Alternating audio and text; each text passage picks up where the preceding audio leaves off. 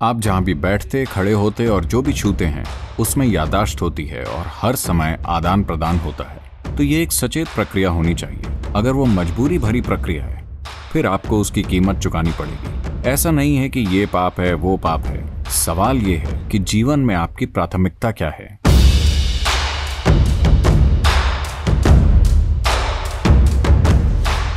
सद्गुरु, कोई व्यक्ति एक रिश्ते में किसी के लिए समर्पित कैसे रह सकता है?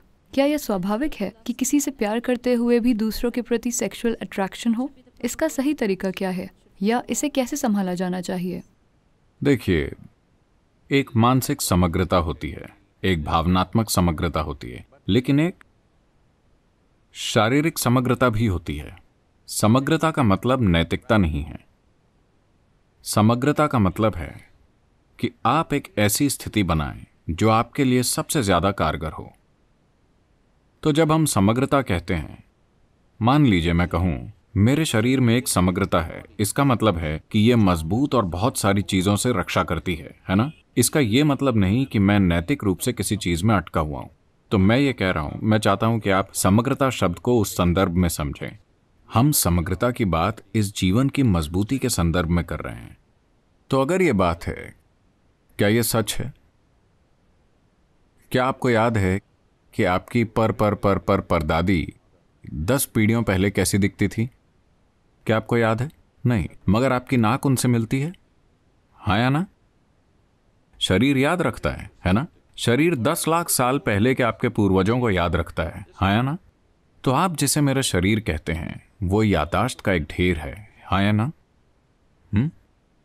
मेमोरी है या नहीं? देखिए, अब आप नेपाल से शिलोंग आए।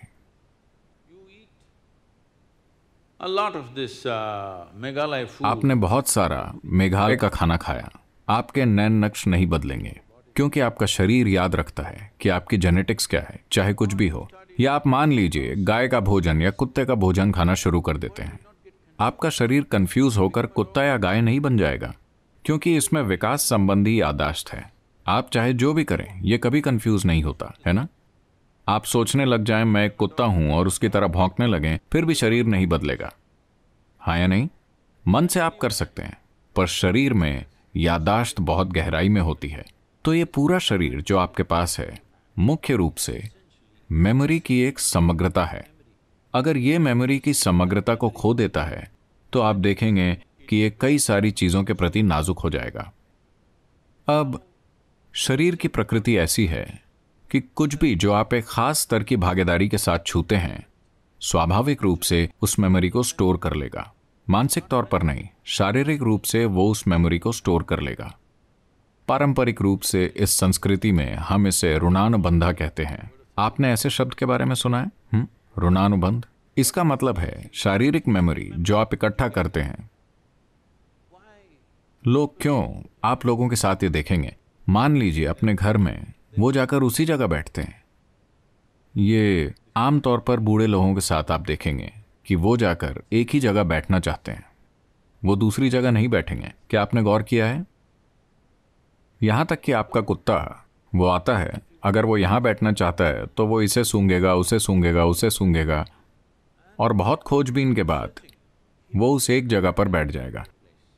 अगली बार आप उसे कहीं भगा दें, वो आएगा, वो जाकर उसी जगह बैठ जाएगा क्योंकि एक मेमोरी है। आजकल फोरेंसिक उपकरण हैं जिसमें आप अभी यहां बैठे हुए हैं, आप चले गए 2, 3, 8 घंटे बाद अगर वो आए, कुत्ते के साथ नहीं, कुत्ता आसानी से ये कर सकता है, मगर फोरेंसिक उपकरण के साथ हम यहां आते हैं और बस इस कुर्सी को चेक करते हैं और हम जान जाते हैं कि आप ही यहां बैठे हुए थे, कोई और नहीं। तो याददाश्त होती है। आप जहां भी बैठते, खड़े होते और जो भी छूते हैं उसमें याददाश्त होती है और हर समय आदान प्रदान होता है। आप नेपाल से आई हैं, भारत में भी ये काफी हद तक है, दक्षिण में बहुत मजबूती से है, उत्तर में ये शायद कमजोर पड़ गया है। हम लोग कभी किसी दूसरे व्यक्ति को नमक नहीं देते, आप ये जानते हैं?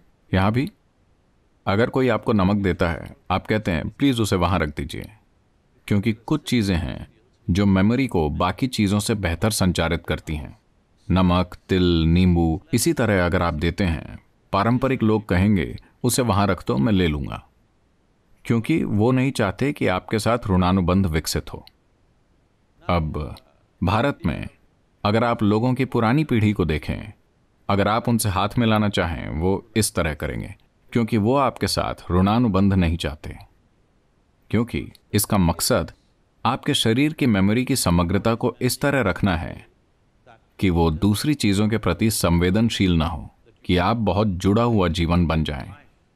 अगर आप खुद को एक संभावना के लिए विकसित करना चाहते हैं तो आपको याददाश्त की समग्रता को बरकरार रखना होगा। ऋणानुबंध का मतलब यही है, आप अपनी शारीरिक मेमोरी को कम से कम रखते हैं। शारीरिक संबंध ऐसी चीज है जिसमें बड़ी मात्रा में मेमोरी एक से दूसरे में ली जाती है। तो हमेशा, इस समाज में नहीं बाकी हर कहीं, हमेशा से लोगों ने उस मेमोरी को कम से कम रखने के फायदे देखे। अगर आप उस मेमोरी को बहुत जटिल बना दें तो आप देखेंगे कि आराम से होना कुछ समय बाद बहुत मुश्किल हो जाएगा। सुख जरूर होगा मगर आपके जीवन में कोई खुशी नहीं होगी। आप लोगों पर ध्यान दे सकते हैं, मेरी बात पर विश्वास मत कीजिए। आप लोगों को ध्यान से देखिए, उन्हें सुख मिलेगा, वो हर समय खिलखिलाते रहेंगे, मगर आप उन्हें गौर से देखिए, उनके अंदर कोई खुशी नहीं है, सहजता नहीं है, क्योंकि सहजता ज्यादा मेमोरी की वजह से चली जाएगी। ऐसा सिर्फ सेक्सुअलिटी के साथ ही नहीं, कई और चीजें हैं जो आप इस तरह करते हैं। Right now you see this very much in the Western societies. अभी आप पश्चिमी समाजों में ये बहुत देखते हैं। जहां भी मैं जाता हूं, खासकर अमेरिका में, लोग आएंगे, सदगुरु मेरा हक कहाँ है? मैं कहता हूं वो आपके साथ होगा, वो मेरे पास क्यों होगा? ऐसा नहीं होता कि किसी खास पल आप किसी के करीब महसूस करते हैं तो आप उन्हें गले लगाते हैं। ऐसा है कि हर समय आपको लोगों को छूना है, क्योंकि आज के मनोवैज्ञानिक इन चीजों का विश्लेषण करके बता रहे हैं कि ऐसा इसलिए है क्योंकि बचपन में उनकी माँ और माता पिता ने उन्हें पर्याप्त नहीं छुआ। जब वो बड़े हो जाते हैं तो वो हर समय किसी न किसी को छूने के लिए तरसते रहते हैं। इन सभी चीजों का व्यक्ति के जीवन पर बहुत असर पड़ता है। कितना शारीरिक संपर्क हुआ जब बच्चा पैदा हुआ, ये तय करेगा कि वो बाद में कितने शारीरिक संपर्क की चाह करेंगे। और एक शिशु अपनी माँ से कितनी मेमोरी ग्रहण करता है उस समय, क्योंकि जब तक एक बच्चा 4.5 साल का नहीं हो जाता, कई रूपों में ऊर्जा की दृष्टि से वो एक अलग जीव नहीं है, वो अब भी माँ के शरीर से जुड़ा है। असल में अगर लोग प्रकृति के अनुसार चलें तो उस समय तक उन्हें माँ का दूध पीना चाहिए और 4.5 साल तक जुड़े रहना चाहिए। प्राकृतिक रूप से ऐसा ही था। तब ऊर्जा मैच्योर नहीं होती। उस समय अधिक से अधिक मेमोरी जो आप अपनी माँ से पाते हैं, ये और भी बेहतर होता है इसे मजबूत करने के लिए। मगर एक बार बच्चा बाहर जाने लगता है और एक अलग इंसान बन जाता है, जीवन खुद को व्यवस्थित करता है। लोग मेरे पास आकर कहते हैं, सदगुरु क्या आप मेरी बेटी को आशीर्वाद दे सकते हैं, क्या आप मेरे बेटे को आशीर्वाद दे सकते हैं? सबसे पहले मैं पूछता हूँ क्या उम्र है। अगर वो कहते हैं 15, 16, 18, ठीक है। अगर वो 21 से ऊपर होते हैं, मैं कहता हूँ नहीं, क्योंकि मेरा आपको आशीर्वाद देना, आशीर्वाद आपके बच्चे तक नहीं जाएगा। आप भावुक होकर सोच सकते हैं वो मेरा बच्चा है, मगर जहां तक जीवन का संबंध है वो पूरी तरह अलग हो चुका है। आमतौर पर जीवन की अवधि लगभग 84 साल या चंद्रमा के 1008 चक्रों के बराबर मानी जाती है। चंद्रमा के चक्र और हमारा शरीर सीधे सीधे जुड़े हैं, क्योंकि हमारी माँओं के शरीर चंद्रमा के चक्रों के तालमेल में थे, इसलिए हम पैदा हुए, वरना हम पैदा नहीं होते, है ना? हेलो? तो एक पूर्ण जीवन चंद्रमा के 1008 चक्रों के बराबर माना जाता है, जिसे लगभग 83 से 84 साल मानते हैं। तो अगर कोई 84 पार कर लेता है, उसे एक पूर्ण जीवन माना जाता है। इसमें पहली तिमाही ही एकमात्र समय है जब वो अपने माँ बाप से जुड़ा होता है। उसके बाद बच्चे को आगे बढ़ना चाहिए, क्योंकि ऊर्जा की दृष्टि से आप उन दोनों जीवन को जोड़ नहीं सकते। तो उसी समय लालसा होती है। अगर आपने अपने अंदर जरूरी समग्रता नहीं बनाई है तो दूसरे शरीर की चाह बढ़ जाती है। हालांकि हार्मोन्स का समय 15 से 20 के बीच सबसे ज्यादा होता है, किसी के साथ जुड़ने की चाहत 21 साल की उम्र के बाद बढ़ती है, क्योंकि अनजाने में आप एक सैटेलाइट की तरह हैं जो मेन मदर से दूर हो गया। आप मदरबोर्ड से अलग हो गए। अब आप किसी चीज से जुड़ना चाहते हैं जब तक कि आपको थोड़ी समग्रता ना मिल जाए। इसीलिए 12 से 18 साल के बीच शरीर को मजबूत करने के लिए बहुत साधना करनी चाहिए। ताकि आप बेतहाशा किसी चीज या किसी व्यक्ति से खुद को ना बांध लें। आपको जागरूकता में अगर आप एक साथी बनाना चाहते हैं तो ये एक सचेत प्रक्रिया होनी चाहिए। अगर वो मजबूरी में होने वाली प्रक्रिया है फिर आपको उसकी कीमत चुकानी होगी। ये नैतिकता का सवाल नहीं है। ऐसा नहीं है कि ये पाप है वो पाप है। सवाल ये है कि जीवन में आपकी प्राथमिकता क्या है।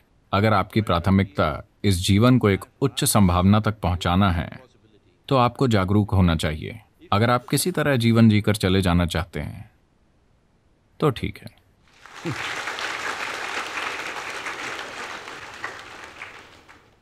धन्यवाद सद्गुरु। माफ कीजिए अगर मैंने आपको निराश किया। आपने सिर्फ मेरे प्रश्न का जवाब दिया सद्गुरु, उसके लिए बहुत धन्यवाद।